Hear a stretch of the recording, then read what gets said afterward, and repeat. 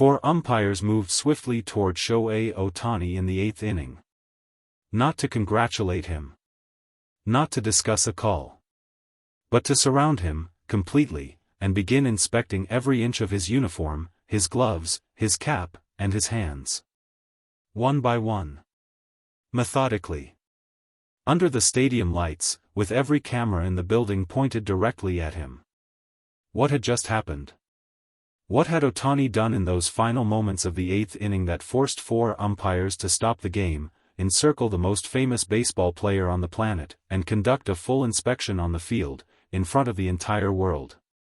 And why, in the middle of all of this, did Ohtani raise his voice, look those umpires directly in the eyes, and make four demands that nobody expected? This is not a story about baseball statistics. This is not a story about batting averages or ERA. This is a story about what happens when pressure, competition, controversy, and the weight of expectation collide in one single inning, and how one player responded in a way that will be talked about for years. To understand what happened in the 8th inning, you have to understand the tension that had been building long before Ohtani ever stepped onto that field against the Washington Nationals. The Dodgers and the Nationals were locked in a game that meant more than the scoreboard suggested. Every pitch carried weight. Every at-bat felt like a negotiation. And Ohtani, as he always does, was right at the center of everything. He had already made his presence known earlier in the game. His movements on the field were precise, deliberate, the way they always are. But somewhere in the middle innings, something shifted. Players on the Nationals bench began watching him more closely than usual. The coaching staff was exchanging glances. And by the time the 8th inning arrived, the atmosphere inside that stadium had changed completely. Then came the moment that nobody could explain. Ohtani did something on the field, a gesture, a movement, a behavior, that was so unusual, so outside the normal flow of the game, that it immediately caught the attention of the umpiring crew. All four of them. Within seconds, the game stopped. What followed was one of the most extraordinary scenes in recent baseball memory. All four umpires converged on Ohtani simultaneously. This is not a common occurrence. In a standard game, an umpire inspection is handled by one official, maybe two in serious cases. Four umpires surrounding a single player mid-game is virtually unheard of at this level. The inspection was thorough. They examined his glove, checking the seams, the webbing, the interior. They looked at his cap, turning it over, checking the brim. They reviewed his uniform, running their hands along the fabric, checking for anything that shouldn't be there. They inspected his hands, both of them, looking at his fingers, his palms, the spaces between. The entire process took several minutes. The crowd, which had been buzzing with noise, gradually went quiet. Players from both dugouts stepped out to watch. Cameras zoomed in close. Ohtani stood in the center of all of it. Calm. Still. But his eyes told a different story. While the umpires were conducting their inspection, something else was happening that made the situation even more dramatic. Two Washington Nationals players had moved toward Ohtani during the confusion of the inning, and according to those present at field level, the confrontation between them and Ohtani was physical enough that the word "restrain" was being used in the Nationals' dugout afterward. The details of exactly what happened in those moments are still being pieced together. But what witnesses described was a scene of two Nationals players physically closing in on Ohtani, grabbing, holding, blocking, in a way that went far beyond the usual posturing you see between competitive teams. One veteran sportswriter sitting in the press box described it simply: it looked like they were trying to keep him from going somewhere. Or doing something. The Nationals' dugout was visibly animated. Their manager, standing at the top of the dugout steps, was gesturing, arguing, making his case to anyone in a blue uniform who would listen. He had watched something in the 8th inning that, in his view, crossed a line. And he was not going to let it pass quietly. This is where the story gets complicated. Because the Nationals manager's complaint wasn't vague. It was specific. He had a clear grievance, and he wanted action taken, immediately. Here is what separates this moment from a routine controversy. Most players, when surrounded by 4 umpires mid-game, go quiet. They cooperate. They wait. They let the process unfold and deal with the aftermath in the press room. Ohtani did not do that.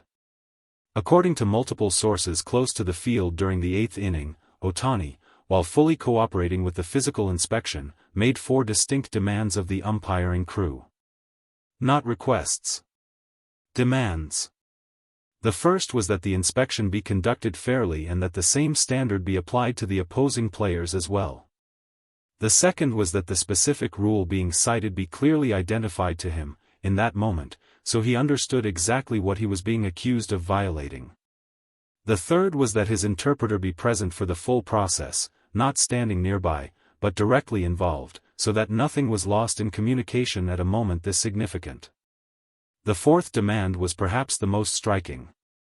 Ohtani asked that the entire inspection be formally documented, that a report be filed, that the findings be recorded officially, and that a copy of those findings be made available to the Dodgers organization by the end of the game.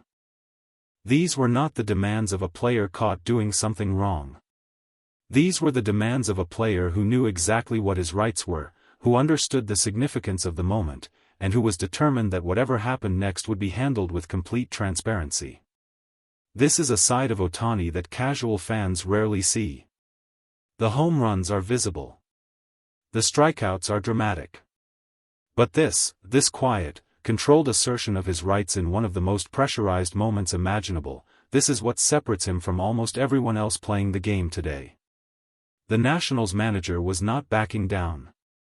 After the inspection concluded, and after the umpires had made their determination, he continued pressing his case from the dugout. His argument was straightforward. What he had seen in the 8th inning was not something that could simply be explained away by a clean inspection. He was not questioning the result of the inspection itself. He was questioning what had led up to it. The behavior. The moment. The thing that nobody had a clean explanation for. In his post-game remarks, he was measured but pointed. He spoke carefully, choosing his words with the precision of someone who knows that what he says publicly becomes part of the official record. He did not accuse Ohtani directly. But he made clear, unmistakably clear, that his organization expected a full review of everything that had occurred in that inning, and that the issue was not closed as far as he was concerned. This kind of pushback against a player of Ohtani's stature is rare. The Nationals manager understood that. But he also understood that the integrity of the competition demanded he say something. And so he did. Step back from the drama of the 8th inning for a moment. Step back from the inspections and the confrontations and the 4 demands. And look at what this moment actually reveals about where baseball is right now. The sport is in a period of intense scrutiny. Rules around equipment, substances, and player behavior are being enforced with a precision that previous generations of players never experienced. The introduction of new monitoring systems, stricter officiating protocols, and a heightened awareness of competitive fairness has changed the environment inside every stadium in the league. In this environment, even the most respected players are not above examination. And that is, regardless of how uncomfortable the scene looked in the 8th inning, exactly how it should be. What makes Ohtani's response remarkable is not that he resisted the inspection. He didn't. He stood there, fully cooperative, while 4 officials went through every piece of equipment he was wearing. What makes it remarkable is that he simultaneously asserted his dignity, his rights, and his standards, without losing his composure for a single second.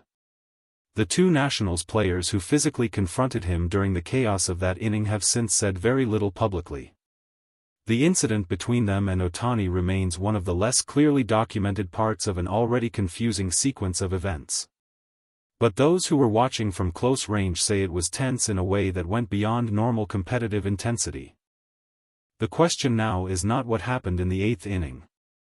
That story will continue to develop as more information becomes available and as both organizations respond officially. The question is what we take from watching a player like Ohtani navigate a moment like this. His 4 demands were not emotional. They were logical. They were fair. And they were exactly what any player, at any level, should feel empowered to ask for when facing a public, high-stakes inspection in front of 40,000 people. He did not perform anger. He did not play to the crowd. He did not lean into the drama of the moment for attention or sympathy. He simply stood in the center of it, knew what he wanted, and said so. That is the standard. Not the home runs. Not the pitching velocity. Not the award ceremonies or the contract numbers.